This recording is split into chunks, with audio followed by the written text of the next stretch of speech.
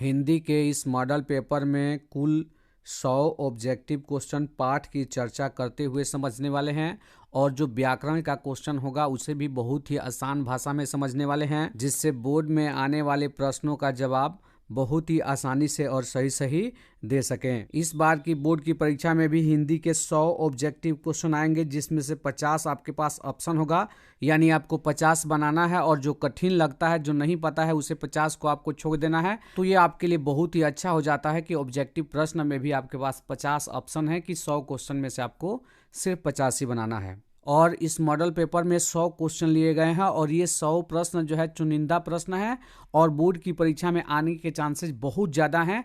तो आप ध्यान पूर्वक जो है शुरू से लेकर अंत तक वीडियो को जरूर देखें, जिससे हिंदी पेपर की तैयारी बहुत ही अच्छा से हो सके। तो कुल मिला के ये वीडियो आपके लिए बहुत ही इंपॉर्टेंट होने वाला है, तो आपसे रिक्वेस्ट है कि आप वीडियो को पूरा वॉच करें और वीडियो से लाभ उठाएं। तो चलिए वीडियो की शुरुआत पहले ऑब्जेक्टिव क्वेश्चन से करते हैं। वीडियो शुरू करने से पहले एक और बात का ध्यान देंगे, यदि वीडियो अच्छा लगता है, वीडियो से लाभ मिलता है तो वीडियो को लाइक करें। चैनल पर नए हैं तो चैनल को सब्सक्राइब करके बेल आइकन को दबा दें। साथ ही साथ इस वीडियो को अपने दोस्तों के साथ शेयर करें ताकि वे भी इस वीडियो को देखकर लाभ उठा सकें।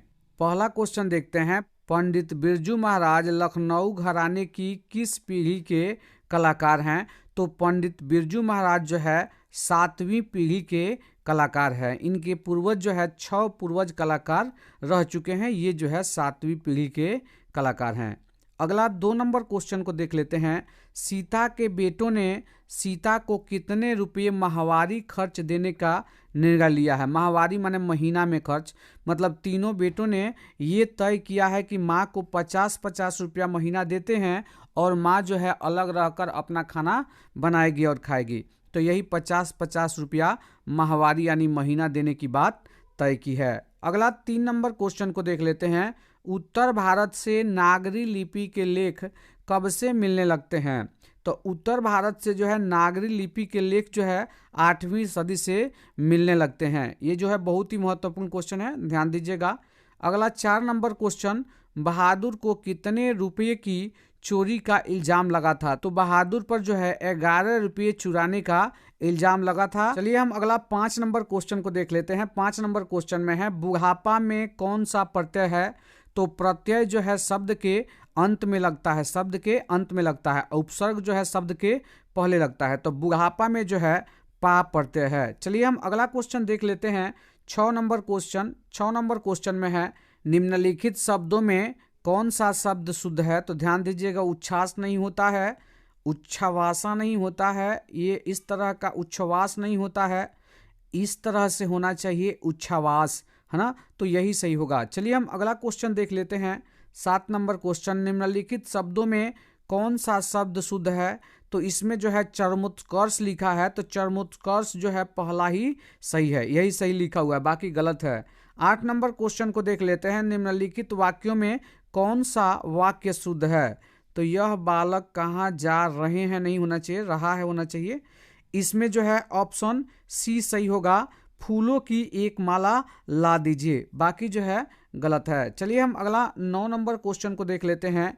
दिनकर की किस कृति के लिए ज्ञानपीठ पुरस्कार मिला है? मतलब रामधारी सिंह दिनकर को जो है किस कृति के लिए, मतलब किस रचना के लिए उनको जो है ज्ञानपीठ पुरस्कार सम्मान मिला है? तो उर्वशी नामक रचना के लिए जो है रामधारी सिंह दिनकर को ज्ञानपीठ पुरस्कार मिला है। अगला 10 नंबर क्वेश्चन को देख लेते हैं। नौबत खाने में इबादत साहित्य की कौन सी विद्या है? तो नौबत खाने में इबादत जो है व्यक्ति चित्र है। चलिए हम अगला क्वेश्चन देख लेते हैं। 11 नंबर क्वेश्चन। 11 नंबर क्वेश्चन में है प्रेम घन अपना आदर्श किसे मानते हैं? तो ध्यान दीजिएगा, प्रेम घन जो है अपना आदर्श भारतेंदु हरिश्चंद्र को मानते हैं। चलिए अगला 12 नंबर क्वेश्चन को देख लेते हैं। 12 नंबर क्वेश्चन में दिया हुआ है भारत माँ के श्रेष्ठ मुख की तुलना कवि ने किससे की है? तो भारत माँ के श्रेष्ठ मुख की तुलना जो है छाया युक्त चंद्र से की है। चलिए हम आगे 13 नंबर क्वेश्चन को देख लेते हैं। 13 नंबर क्वेश्चन में है माटी की अबोध मूर्ति कौन है? माटी की अबोध मूर्ति कौन है? तो जनता को जो है माटी की अबोध मूर्ति कहा गया है। ये रामधारी सिंह दिनकर का ही पाठ है। चलिए हम अगला क्वेश्चन देख लेते हैं। 14 नंबर क्वेश्चन में दिया हुआ है, हिरोशिमा कविता किसका चित्रण करती है? तो हिरोशिमा कविता आधुनिक सभ्यता की दुर्दशा, मानवीय विभीषिका का जो है चित्रण करती है। हिरोशिमा कविता में यही है कि हिरोशिमा जो है जापान में एक जगह का नाम है और नागासाकी वहीं का जगह है, जापान का ही जगह है ये दोनों। तो जापान के इसी हिरोशिमा और नागासाकी पे अमेरिका ने पहली बार परमाणु बम का प्रयोग किया था और उसके बाद आज तक किसी ने परमाणु बम का प्रयोग नहीं किया। और इसी बात का वर्णन जो है उस पाठ में है कि उस परमाणु बम से जो है कितना खतरनाक प्रभाव पड़ा, यानी दुर्दांत मानवीय विभीषिका था, बहुत ही खतरनाक था। तो इसी का जो है वर्णन हुआ है कि आधुनिक युग की जो सभ्यता है, विकास की जो सोच है, ये जो है हमें कितनी बड़ी मानवीय विभीषिका को जन्म दे देती है। यही जो है हिरोशिमा पाठ में है। चलिए हम अगला 15 नंबर क्वेश्चन को देख लेते हैं। 15 नंबर क्वेश्चन में है, बिस्मिल्लाह खां के साथ किस मुस्लिम पर्व का नाम जुड़ा है? तो बिस्मिल्लाह खां के साथ जो है मुहर्रम पर्व का जो है, मुहर्रम एक मुस्लिम पर्व है, उसका नाम जुड़ा हुआ है। चलिए हम अगला 16 नंबर क्वेश्चन को देख लेते हैं। 16 नंबर क्वेश्चन में है, महात्मा गांधी के अनुसार उदात्त व बढ़िया शिक्षा क्या है?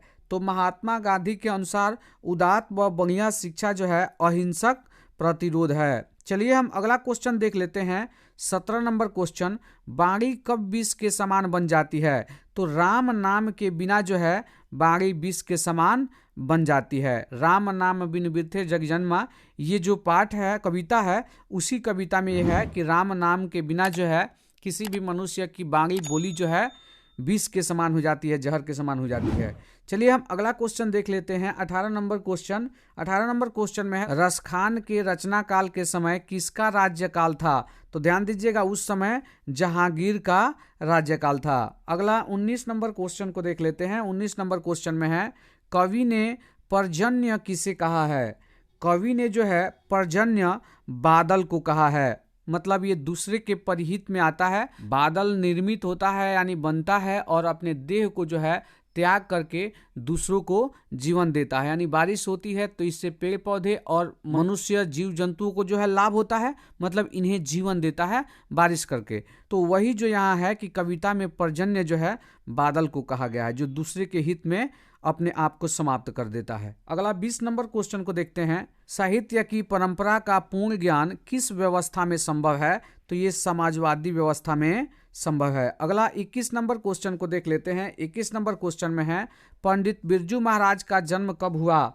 तो पंडित बिरजू महाराज का जन्म 4 फरवरी 1938 ईस्वी को हुआ।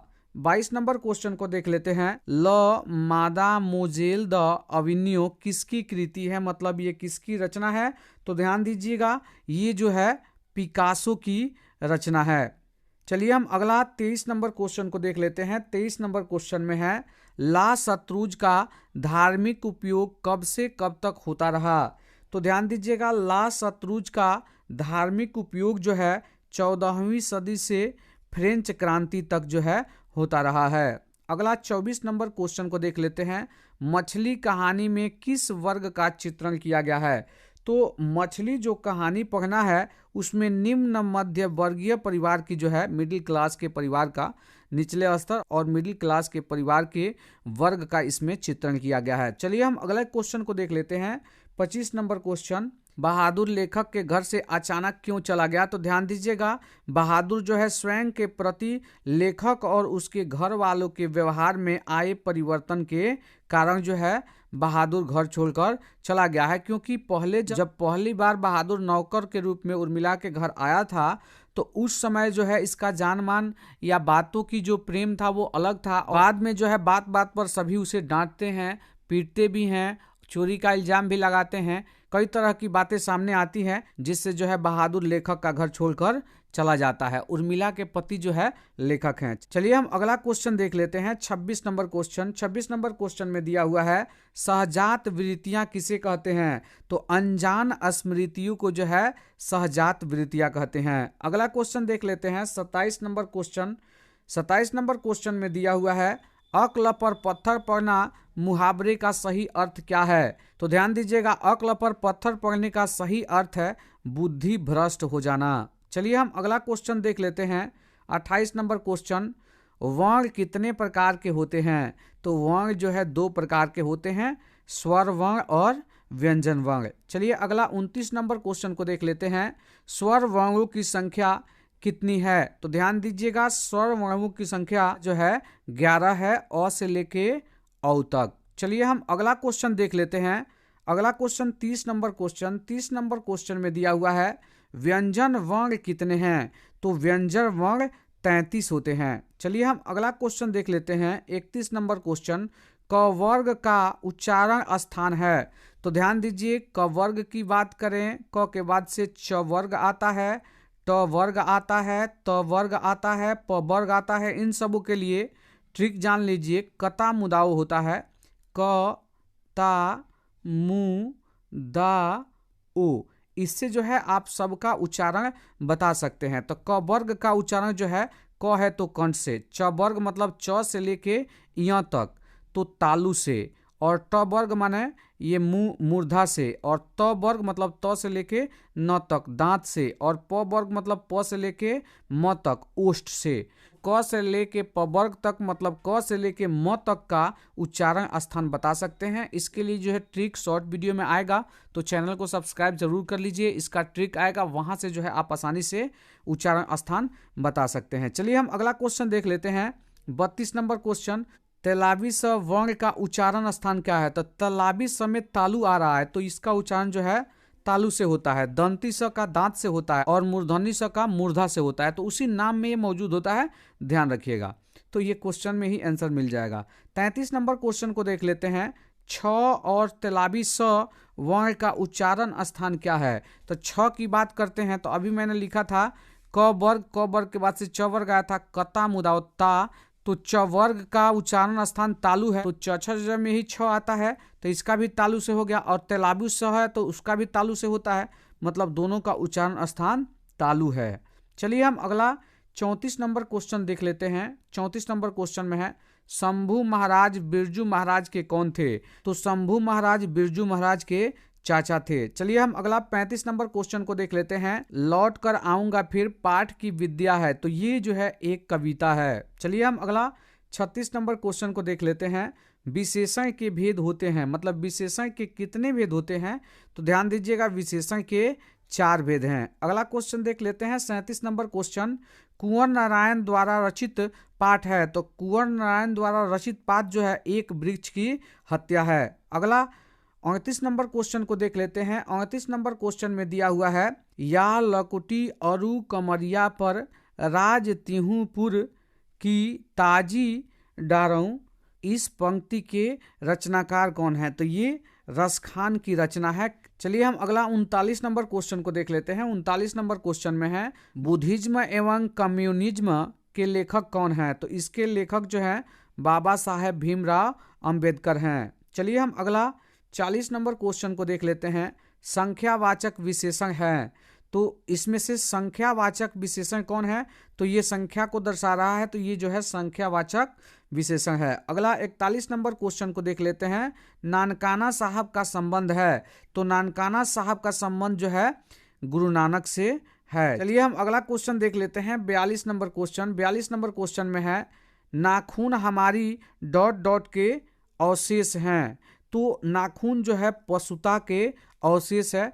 जब मानव जो है जंगली हुआ करता था, पशु के समान था, तब जो है उसके नाखून हुआ करते थे, और नाखून जो है रक्षा करने के काम में आते थे और अन्य कामों में भी आते थे।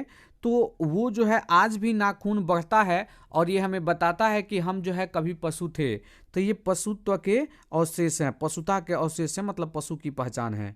अगला 43 नंबर क्वेश्चन को देख लेते हैं। 43 नंबर क्वेश्चन में है, आरंभिक हिंदी का साहित्य मिलने लग जाता है।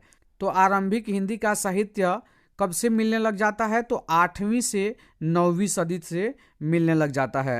अगला 44 नंबर क्वेश्चन देख लेते हैं। यहाँ मिस्टेक से 43 हो गया है। अमरकांत का जन्म ईस्वी में हुआ था, मतलब कि कितने सन में हुआ था? तो इनका जन्म जो है 1925 ईस्वी में हुआ था। अगला 44 नंबर क्वेश्चन को देख लेते हैं। 44 नंबर क्वेश्चन में दिया हुआ है, म का उच्चारण स्थान क्या है? तो म का उच्चारण स्थान ध्यान दीजिएगा, कंठ तालव्य होगा, मतलब कंठ और तालु से। चलिए हम अगला 45 नंबर क्वेश्चन को देख लेते हैं। 45 नंबर क्वेश्चन में है नौ का उच्चारण स्थान क्या है?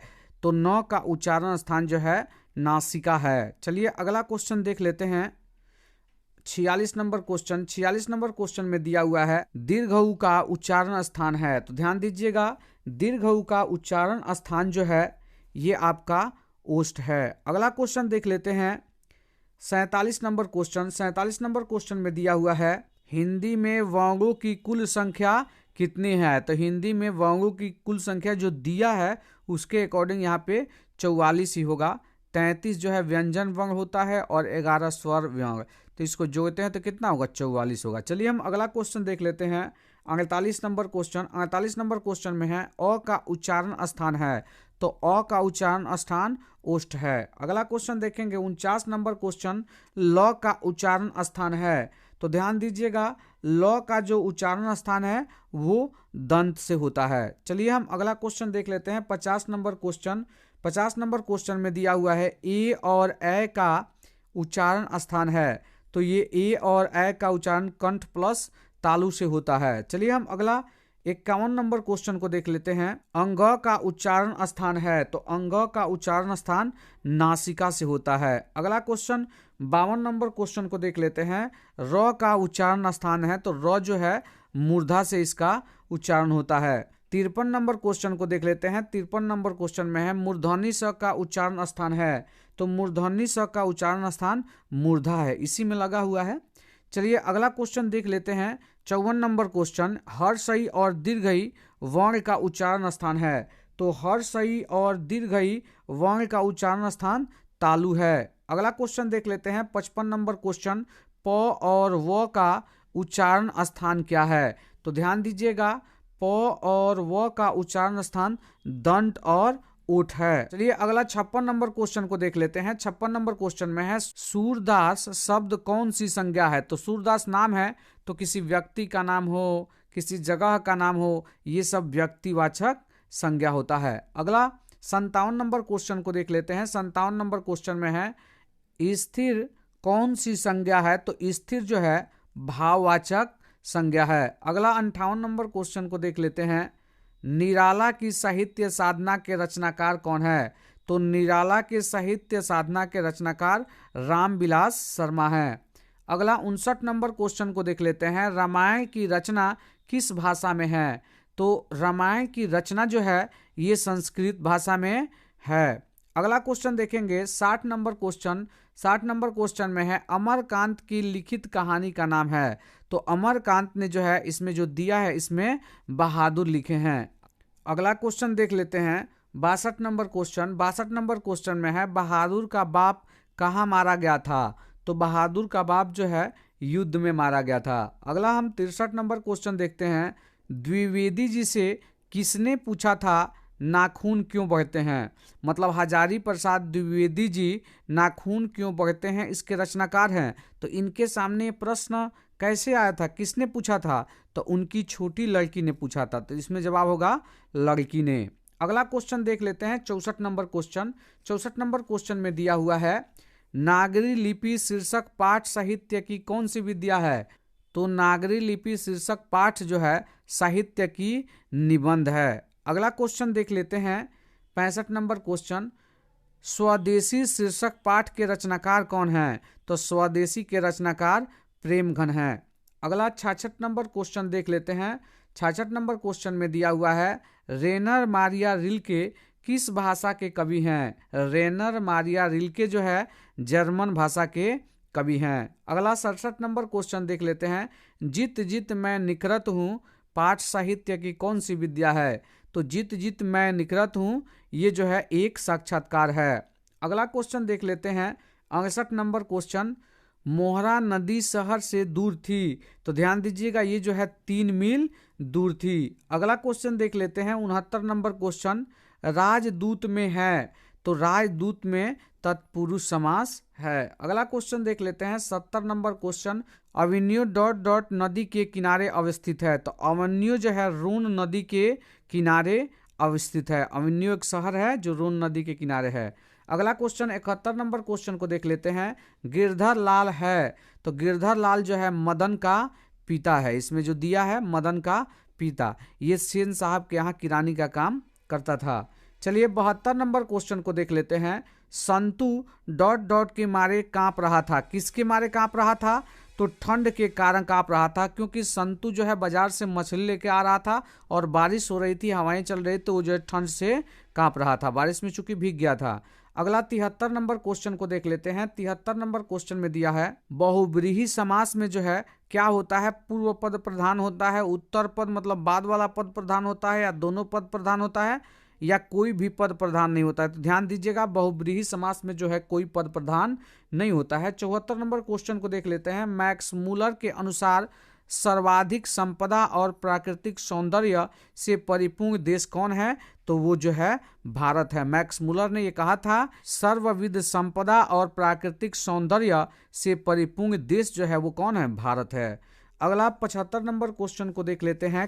कमरुद्दीन का जन्म डॉट डॉट में हुआ था। तो ये देखिए, कमरुद्दीन और अमरुद्दीन दोनों एनसीईआरटी बुक में लिखा हुआ है, तो ध्यान रखिएगा दोनों में से कोई एक आ सकता है। तो इनका जन्म जो है बिहार में हुआ था, बिहार के डुमराव में। चलिए हम अगला 76 नंबर क्वेश्चन देख लेते हैं। 76 नंबर क्वेश्चन में व्यंजन संधि का उदाहरण नहीं है। तो ध्यान दीजिएगा, पुनर्जन्म जो है व्यंजन संधि का उदाहरण नहीं है। चलिए हम अगला क्वेश्चन देख लेते हैं। 77 नंबर क्वेश्चन। बिस्मिल्लाह खां के परदादा उस्ताद सल्लार हुसैन खां डॉट डॉट के निवासी थे। ये जो है कहाँ के निवासी थे? तो डुमरांव के निवासी थे।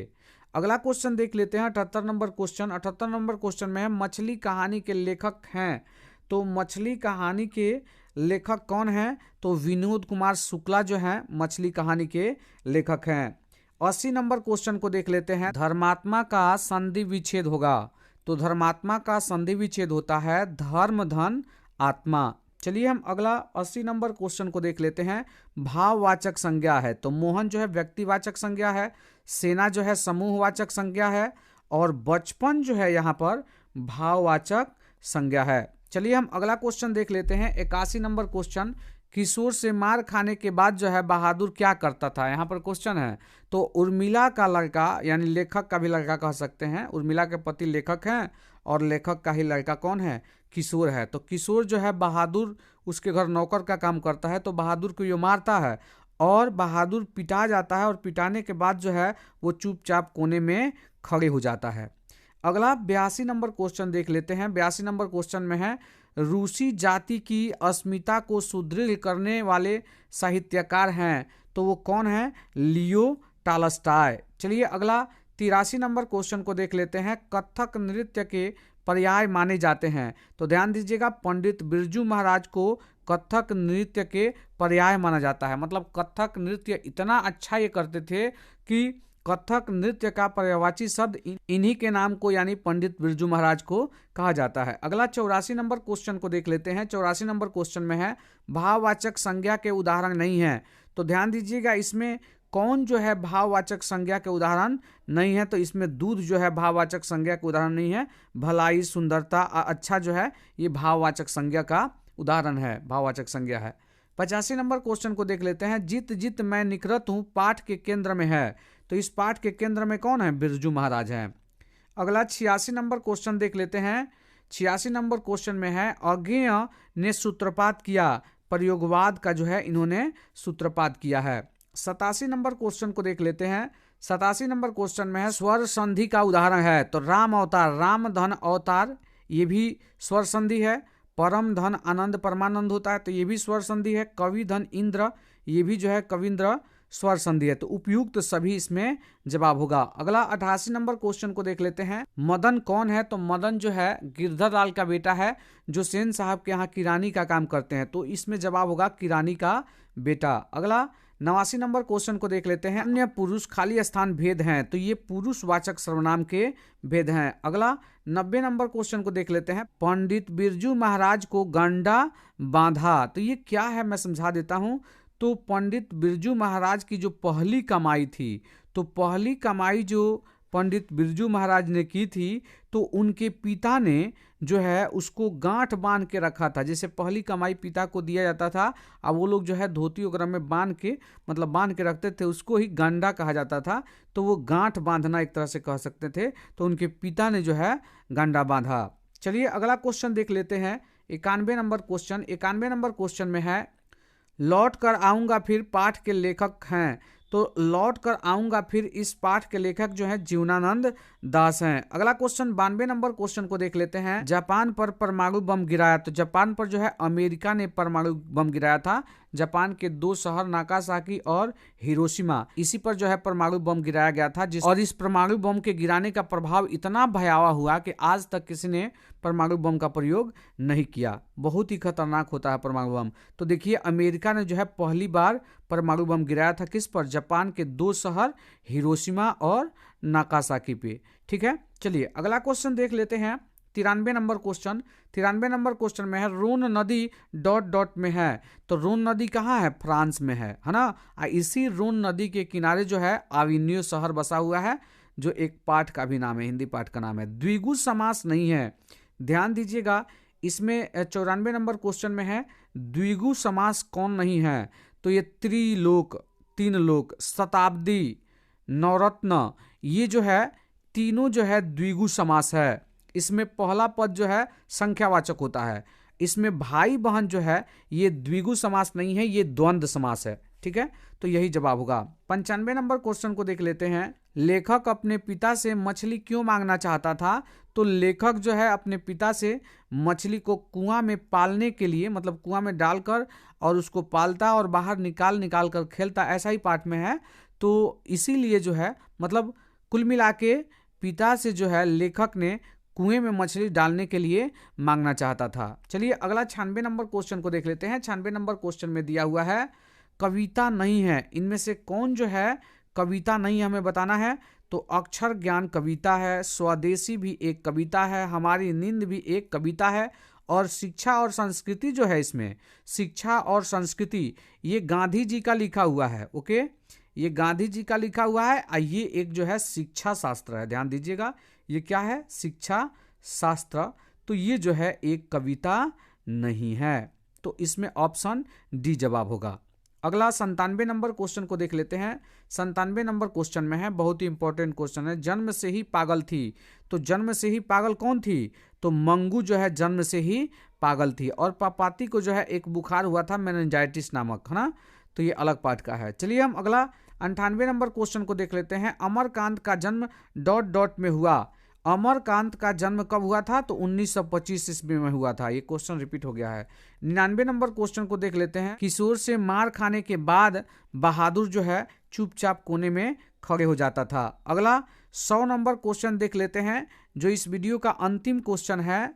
100 नंबर क्वेश्चन, रूसी जाति की अस्मिता को सुदृढ़ करने वाले साहित्यकार कौन है? तो वो जो है लियो टॉलस्टॉय हैं, लियो टॉलस्टॉय, ध्यान दीजिएगा। तो ये वीडियो का अंतिम क्वेश्चन था। आशा करता हूं कि आपको इस वीडियो से काफ़ी लाभ मिला होगा। तो इसी के साथ आज का ये वीडियो यहीं पे समाप्त होता है। यदि वीडियो अच्छा लगा हो, वीडियो से लाभ मिला हो, तो वीडियो को लाइक करें। चैनल पर नए हैं तो चैनल को सब्सक्राइब करके बेल आइकन को दबा दें। साथ ही साथ इस वीडियो को अपने दोस्तों के साथ शेयर करें, ताकि वे भी इस वीडियो को देखकर लाभ उठा सकें। तो चलिए फिर से मिलते हैं एक नए वीडियो में, तब तक के लिए जय हिंद, वंदे मातरम।